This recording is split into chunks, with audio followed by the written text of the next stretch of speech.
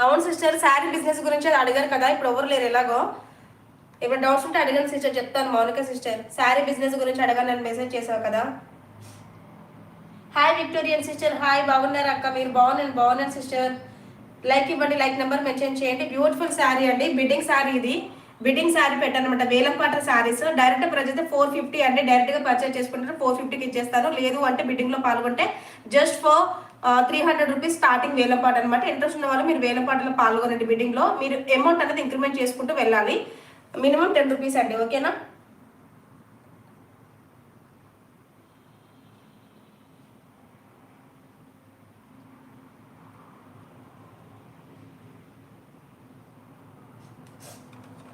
పర్లేదు పర్లేదు, మనకు సిస్టర్ అడగండి.